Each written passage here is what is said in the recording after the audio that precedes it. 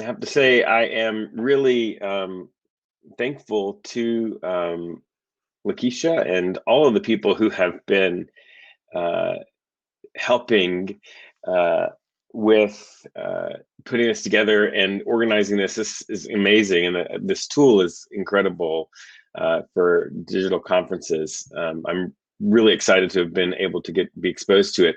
I am I live in Los Altos, California. I am in the heart of Silicon Valley. Um, I'm at home as everybody else is in this area right now.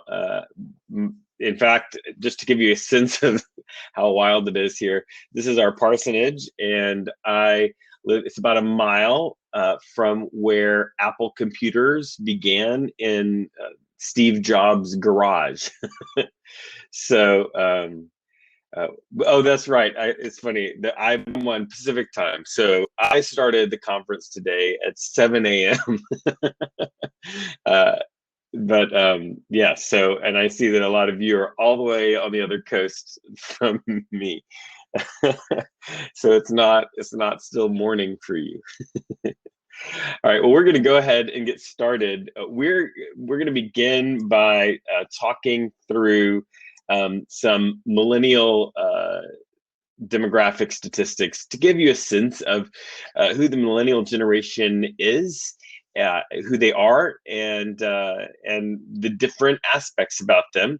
Um, and as we begin with that, it's important to sort of get our head around um, what who is in the millennial generation. So these statistics come from the Pew Research Center, Gallup, and Barna. So those are the three places that these statistics are drawn from. All of them have a slightly different, by a year or two, way that they segment the population and define who millennials are.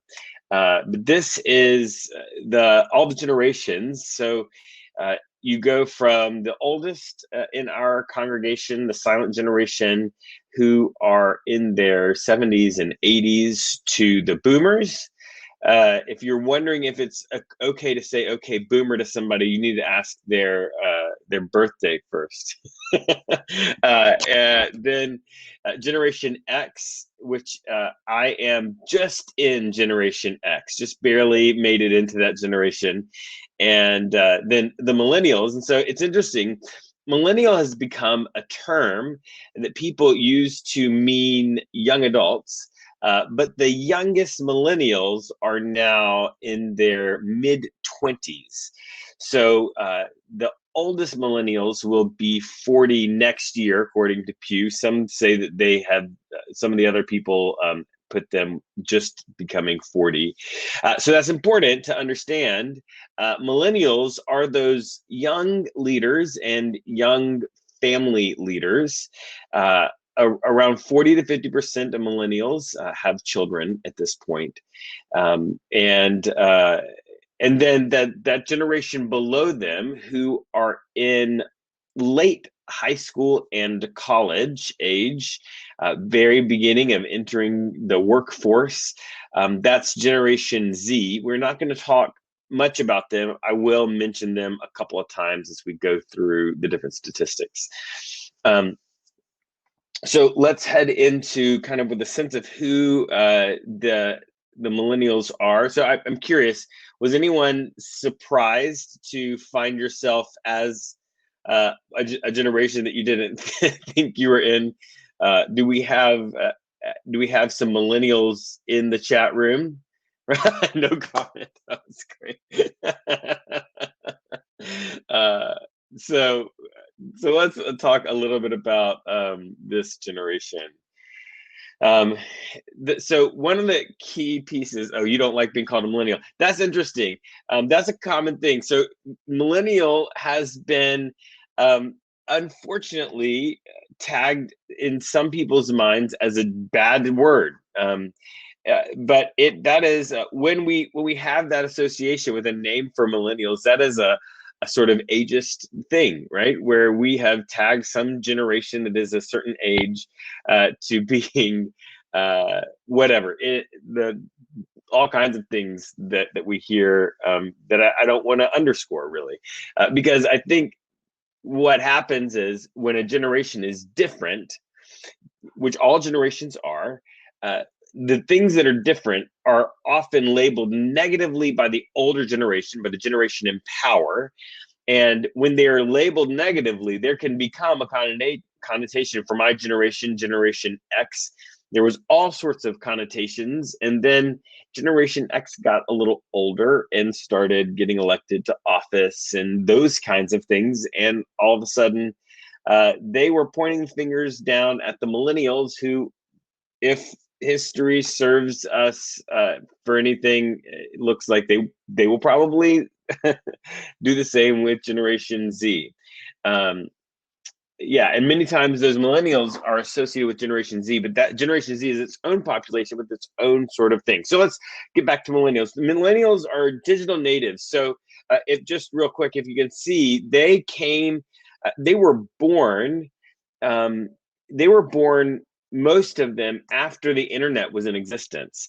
And so compared to the Generation X above them, they have 5 more social network connections, 5x more. So that's friends or followers or whatever. And their entire life has been lived online. This is important, especially when we talk about older generations than the millennials. So my generation, Generation X, or the boomer generation above me. We grew up on, people would call you on a telephone, and my telephone had a huge wire. Right? It was like 50 feet long. And so that you didn't have to be in the same room as the telephone to talk to your friend, and it would stretch all the way around, so that I could be in my own room. That was my world. My parents got a newspaper that was delivered every day. That was the news. And by the time it reached my doorstep, it was, a day old. That is not the case with millennials. Millennials grew up. Email is the old kind of communication for them, right? That isn't anything new or recent. Cell phones are not amazing new technology. That is the air that they breathe. And so it's important for us.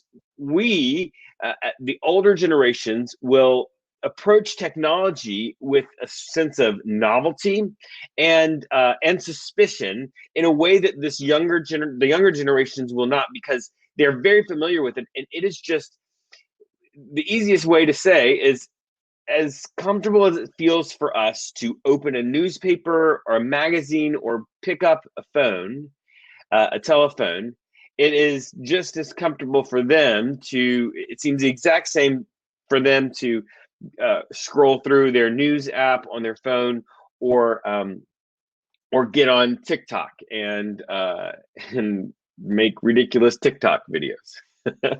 and even the way I said that actually is an example of it. TikTok feels weird and ridiculous to me just because it's so different than the way I grew up. I didn't grow up as an adolescent constantly with a camera and doing things. So digital natives, that's an important piece for us to keep in the front of our minds when we're imagining who this generation are. They are politically independent. So it is wild. So right now, over half of millennials have no political party affiliation. And so when Generation X and the boomers were their age, that was completely different. We never got to that mark. They're politically independent, with 50% not claiming no political affiliation. And that's actually gone a little bit higher since the election that happened when we got the current president that we have. A lot of people lost faith in the system, and they were one of them, and they are much more politically independent.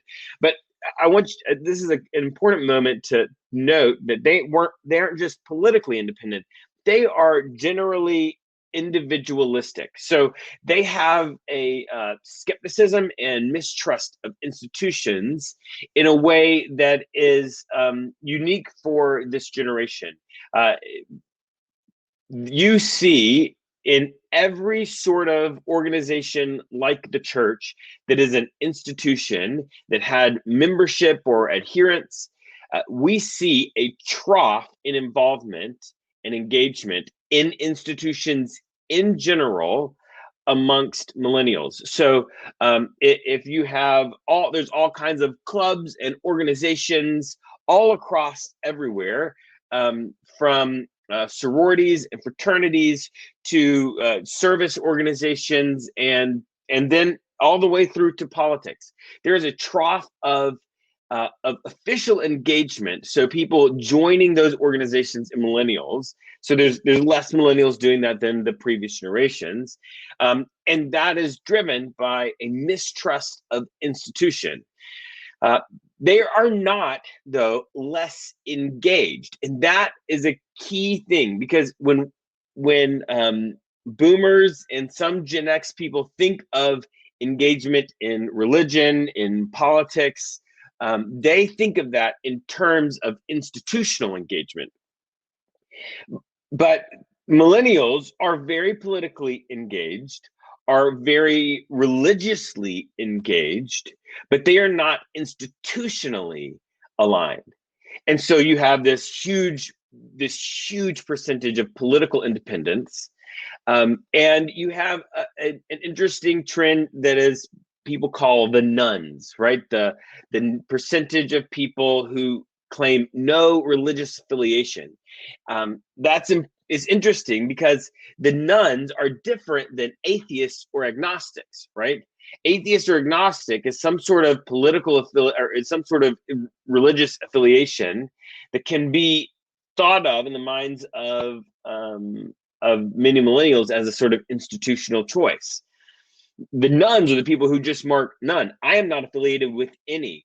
Now, amongst those nuns, there is real spiritual interest. You can look at things, you can look at soul care and self-care apps. Like there's a huge swath of apps that deal with meditation, like Headspace and Calm and Breathe.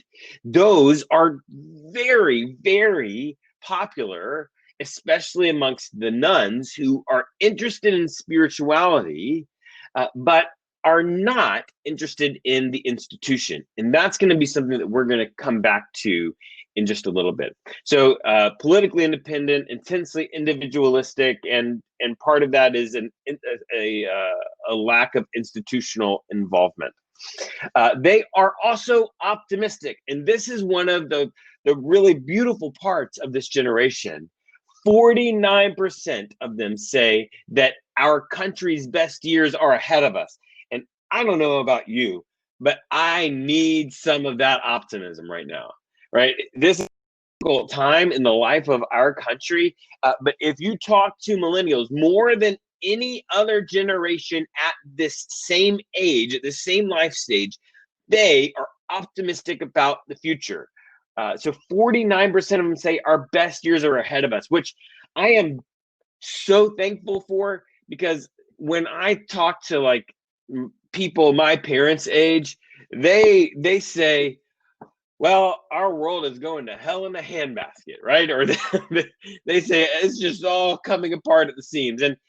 But millennials will look at this current moment in time and say, okay, things are not good right now, but my generation is going to make them better. Our best years are not behind us. Our best years are ahead of us. So they are optimistic. And I want to say optimistic because I appreciate the incredible keynote that we had this morning, saying that hopeful is not the right word, right?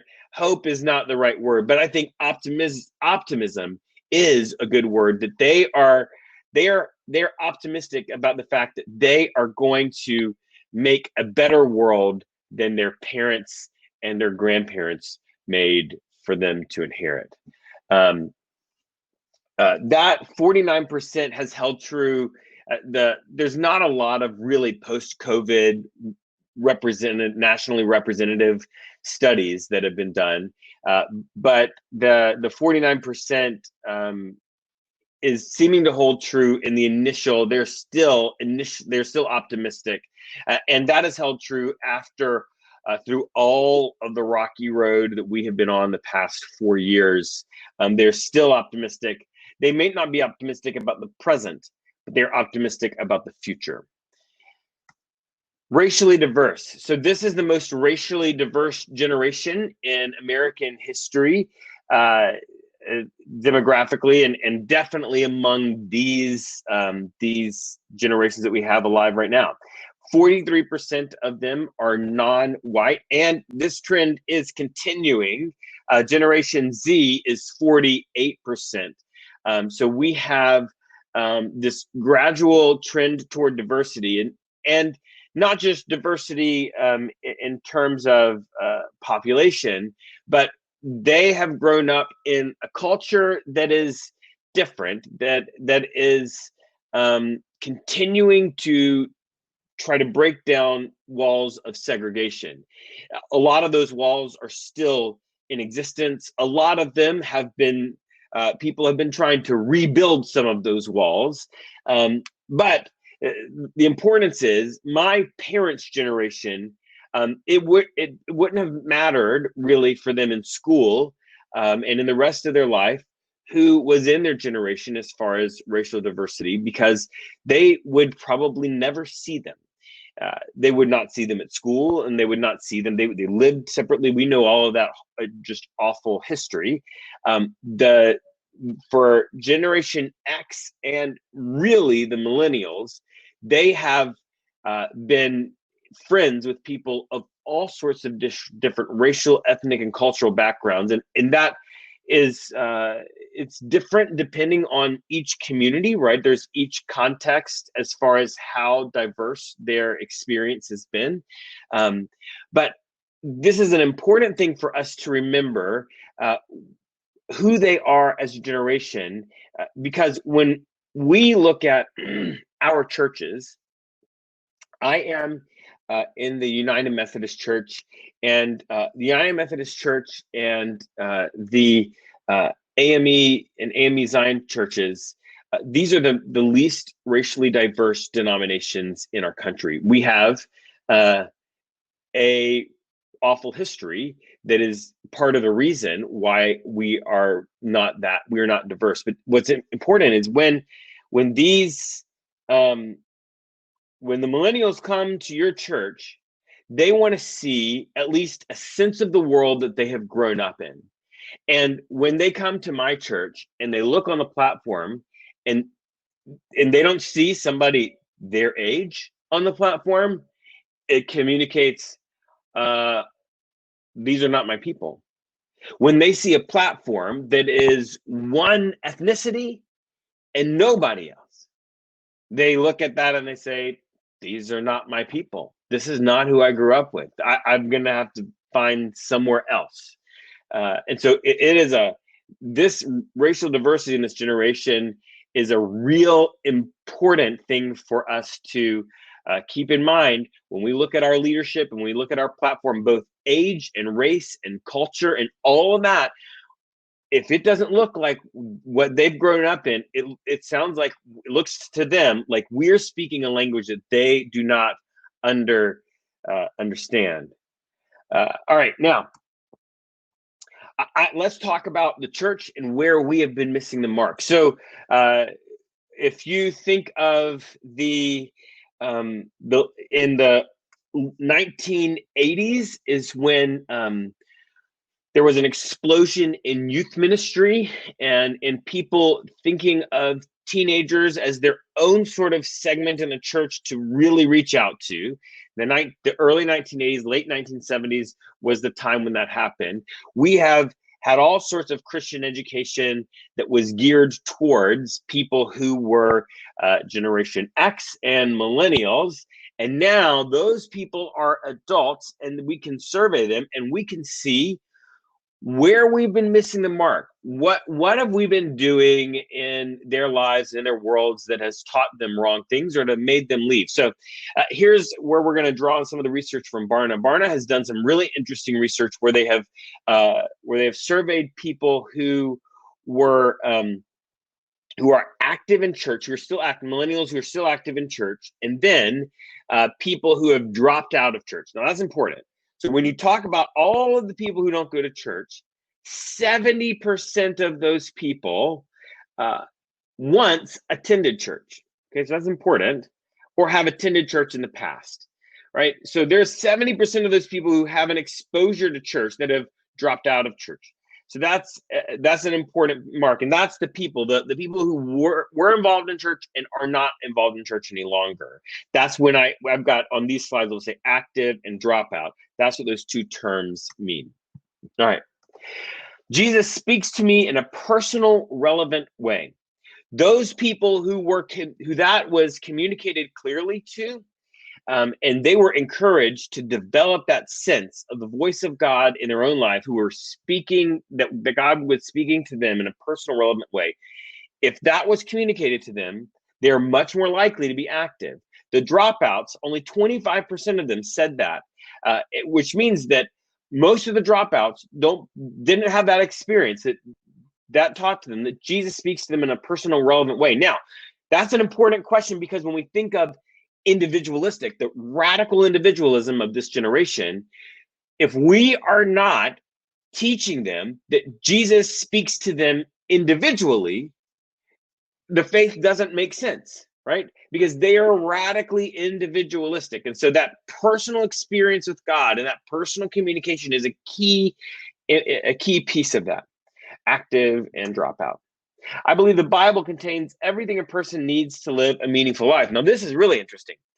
Those people who this belief kind of attached to, that they attached onto that belief, they were much more likely to stay active in church. And so what that means, though, is that we have to, there are large numbers of churches who were not communicating the Bible in practical terms. Right? The Bible was just something to be understood on its own, but didn't have the impact in everybody's life. The Bible wasn't talking about, I grew up in Florida, in Panama City, Florida. The Bible's not talking about Panama City, Florida. The Bible's talking about the Bible, right? You just need to believe the Bible and believe what it says. That's one way of doing it. And when that was the communication, they left. But when the communication was, this is the Bible, we need to believe the Bible, and this is how that matters in Los Altos, California, those people saw the Bible as impacting their personal life and stayed involved in the church. They learned how Christians can positively contribute to society. Now, this is a real interesting one, because the millennials are very actively engaged in culture, and in the field, the psychology of religion field, they have three sort of ways that people can believe that religion should work. One of them is it's mostly focused about the inside of me. One of those perspective is religion is supposed to help the world get better. The other one is religion is sort of this quest that I'm on. A huge number of millennials view religion as that external, that religion is supposed to influence society, positively contribute to society. So when our churches were communicating that to them at a younger age, they stayed. When they weren't, when religion was more intrinsic, just about inside of you, you just need a personal relationship, you just need to pray on your own. When prayer and Bible study were the things that you did as a Christian, the only things that you needed to do as a Christian, they left. All right. Better understood my purpose in life through the church. So in adolescence, the key developmental task of adolescence is finding out who I am and my role in the world. And this is the time when youth ministry is key, right? But a lot of youth ministry just ends up as games and Bible studies, right? This like, I'm going to understand the Bible and we're going to play a silly game, or I don't know, have a movie night or whatever. I'm not dogging on movie nights and silly games. There's a place for those. But What's important is that when they come there, they don't need to just be receiving a silly game. They need to be receiving something that is helping them complete the developmental task of their life. And when that developmental task, right, finding who I am and what is my role in the world, when that's done in the context of the church, they stay in church. They stay involved with their faith. But look, only 12% of the people who dropped out ever experienced that in church, right? That somehow their faith was supposed to help them understand who they were and what they were supposed to be about in this world. We use the word calling. That's the religious ease in that, the sense of being called to something by God in the world. All right. Learn to view my gifts and passions as part of God's call. That's the same kind of thing. You just see all different ways of asking that question, the same deal. And then last, I had a close personal friend who was an adult in the church. This is important. There has been a trend to think, oh, the kids just need to have relationships with the kids, right? We'll have some adults there. The adults are just to supervise them and help make sure that nobody's sneaking out and making out in the back room or smoking some weed in the in the parking lot afterwards. Like, that's the adult's job. The kids are to be kids, and that's not it, right?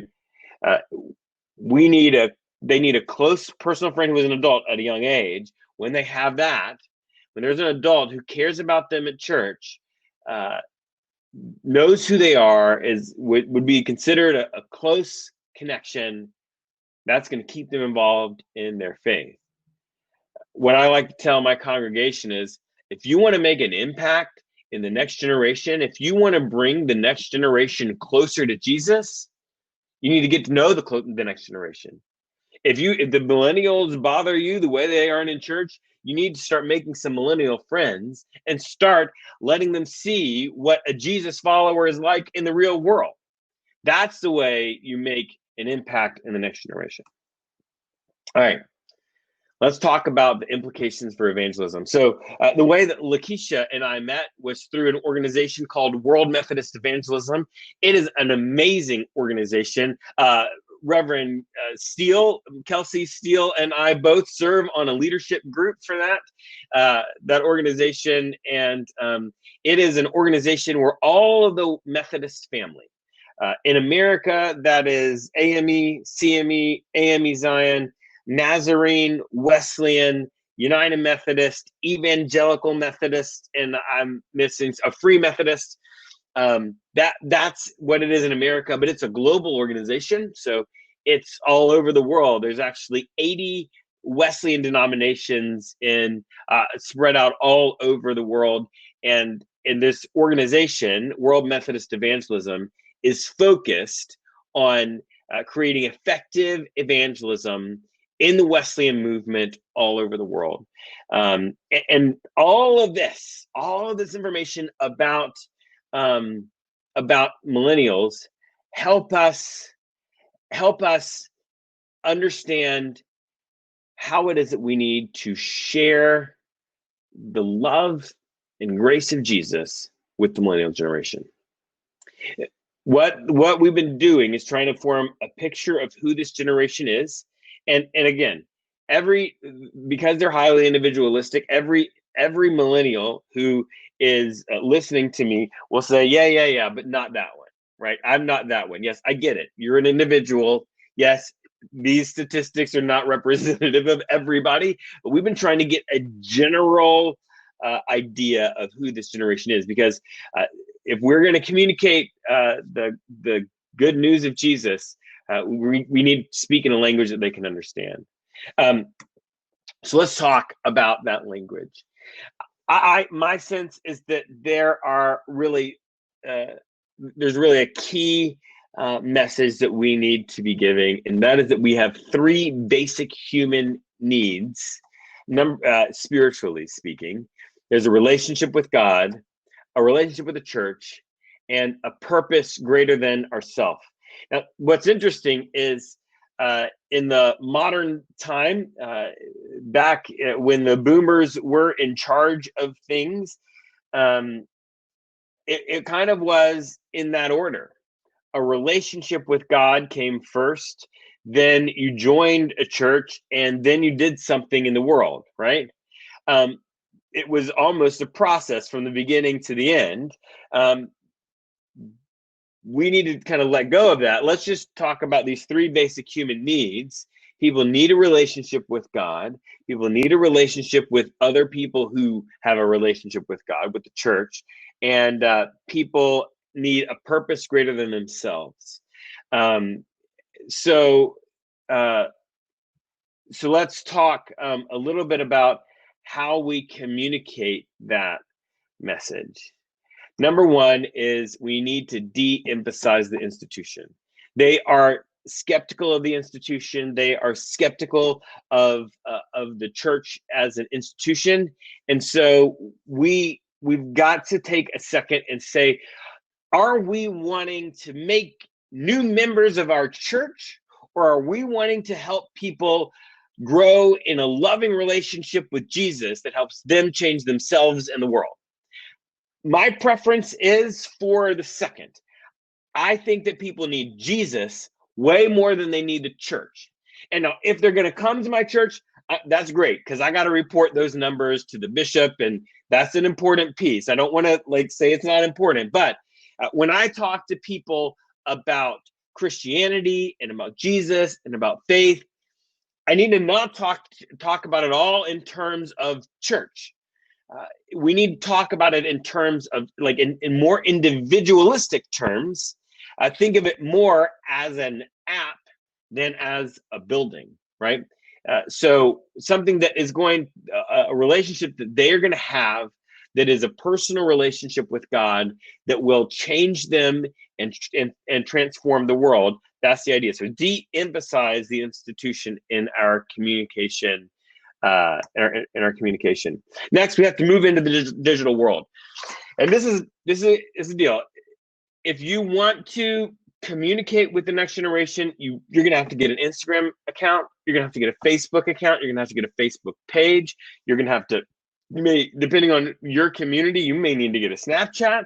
You may need to get a TikTok. You may need to get a Twitter. You may need, I'm in Silicon Valley. I've got 1,000 apps I can tell you about, but it's really who your people are, the people in your community are talking about, because that is their turf, right? Far too often we are asking the millennials to move into our world, to come on our campus or to come to us, and we are not going into their world, and their world is a digital world. So we have to go move into their digital world. That means we have to first establish those accounts, right? And then we have to start creating content that is that kind of content. All right. So I love the fact that everybody's preaching a sermon every morning, and now most of the people that I know that are pastors are videoing that somehow on their phone or in their church and posting online. That's fine. And all of those people who come to your church are going to love it because they have already said they like the whole church thing. The rest of the world who is not in a church on Sunday morning or is not attending your virtual church on Sunday morning, that is not the content that they're used to receiving. That is not how they engage online. So what you're going to need to do is you're going to need to pare it down and do it all the time, right? We're talking about you need to post every day. You need to post something that is short, and need to do all different kinds of things. So you can have you talking.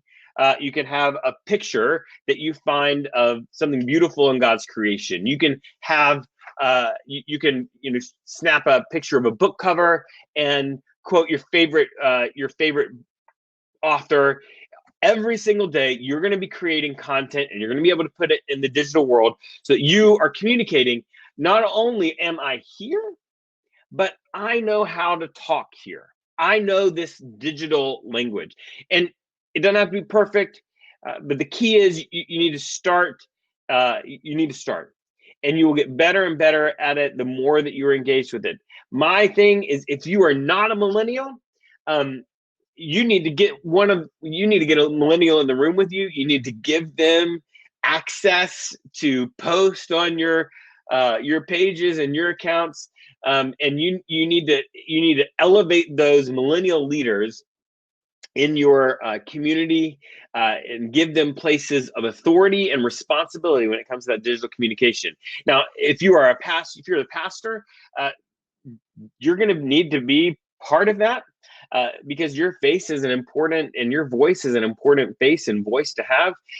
But you're going to need to just take their cues. And if they say that you need to do a TikTok video in your community to reach out to the millennial and the Generation Z, then you just need to say, yes, sir. I will come and do that video. You just tell me what to do. So we need to make that custom content. And then the last one is, I think we need to also imagine a faith process that actually goes, for many of those millennials, will go in the opposite direction from action. Right, I'm going to do something that Jesus tells us to do. Right, I'm going to fight for justice. I'm going to lobby my political leaders. I am going to protest. I am going to, whatever it is. I'm going to be active in the faith. I'm going to feed hungry people. I'm going to work on food justice in general. They start at action, and it leads them to affiliation with the church and a more official recognition of their relationship with Jesus. And so if we've got to kind of reimagine what evangelism looks like, because evangelism is not always holding some sort of worship service with a great person, a great preacher, and we go from there to action. A lot of times evangelism happens in the streets and in legislative gatherings and in food pantries. A lot of times now, especially for millennials, evangelism begins with action and not with affiliation. All right, we have some time left. I'd love to answer some of your questions here. So if you would, go ahead and if you want to put some of those in the chat, I will try to answer those for you. And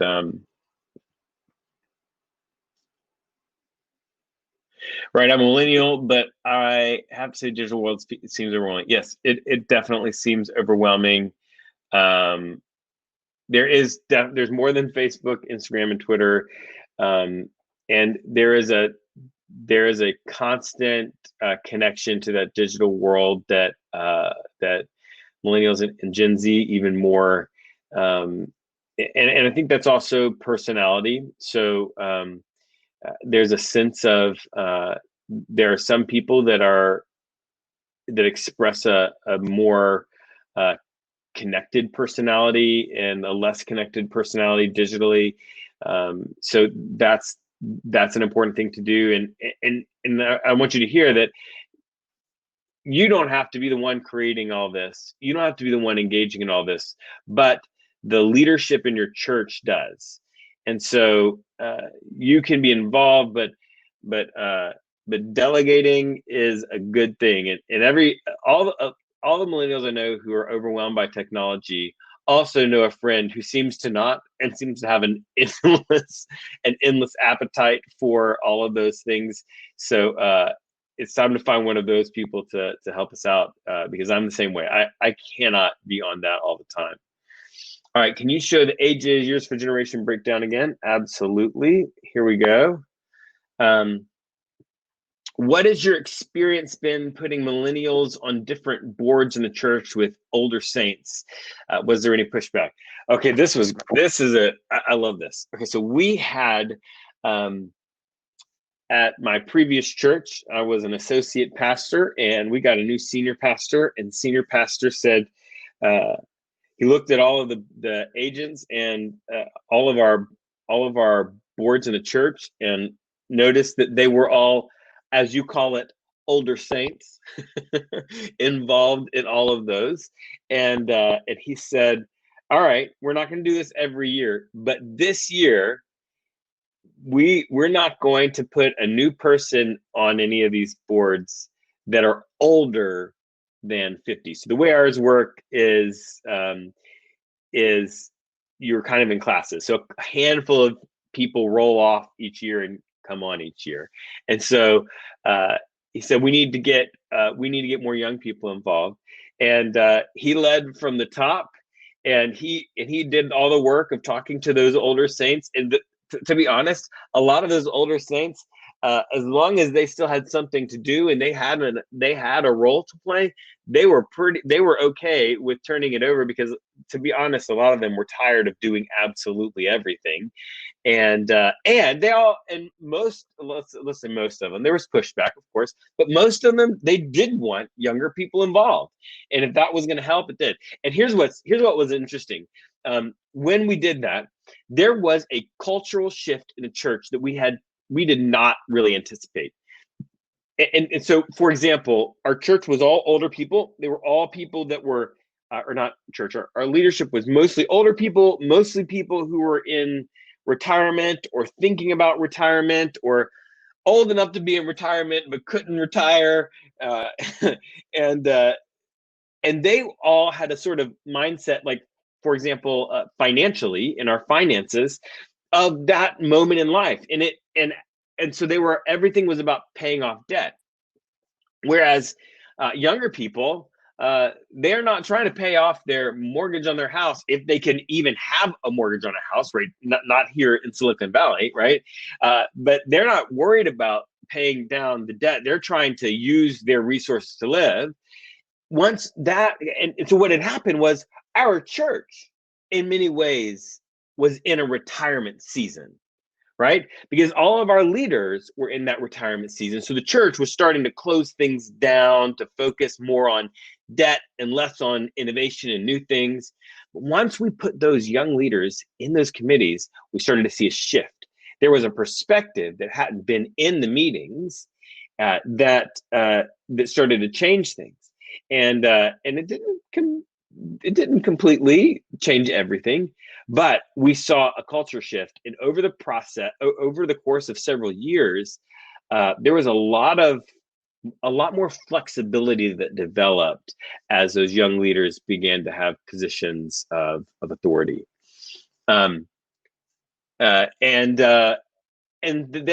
made room for them little by little, right? They were on the committee, and then, the thing is millennials are incredibly, there are millennials that are brilliant, high-powered, high-achieving, right? Highly qualified and gifted, just like there are some people in all generations that are that way. And when you get those people on those committees, and the older generation of highly gifted, highly qualified people look and say, "Oh, wow, they've done real construction work, right? They know how to do this." They gain more respect and turn the reins over even more willingly. Now, again, when we appointed those people, we didn't just grab any random person under 50. We spent a lot of time recruiting and really looking at our membership roles and our community around us, so that we got really good people. That was that. All right, so can you show, oh wait, no, there it is. How do we incorporate millennials in church leadership? As we rethink church, I am thinking there should be a millennial ministry who targets their generation. This is an interesting piece. So millennial ministry is, we don't need millennial ministry like we needed youth ministry. Oh, my light stopped working. Okay. We don't need millennial ministry like we needed youth ministry, because millennials, if you look at this, they're almost 40. What we need is to have millennials involved in the leadership of our ministry. Our churches need to be focused on the fact that in 20 years, the millennials will be our church, and they will be in charge of our church. Well, they will be, unless they aren't there, right? Unless we have shut them out and we have made a church that is not open to them. So yes, some people are doing millennial ministry, and some of that is going well. A lot of millennial ministries end up not working well long term, because those millennials, when they show up, they don't just want to be around millennials. They want to be around all ages. Remember that there was that statistic about having a relationship with an adult when they're a teenager. It also means, it translates to older. They do want to be engaged with people that are older than them as well. All right, we are at our time, and I want to thank you for being here. If you have any more questions, I'll answer this one last one, and then we'll head out. Recommended for helping teach leadership, building relationship, or being out with people not in the church, or people who we are in action, not attending worship, or the staff member pursuing young adults not being in their physical office. Yeah. I don't have I don't have like a book, but what I'd say is the best teacher is the millennials in your community, because the millennials in each community, it's very contextual, right? They're very individualistic, and so it's important to gather those people together and meet with them. And the easiest place to meet with them is not in your church. And so if I have somebody who's really targeting that generation, again, pre-COVID, then they're going to be outside in their world and online a lot. I hope that helps, and enjoy the rest of the summit. I have absolutely enjoyed this. I will put my information back up again. If you want to connect with me in any of these ways, I look forward to connecting with you in the future.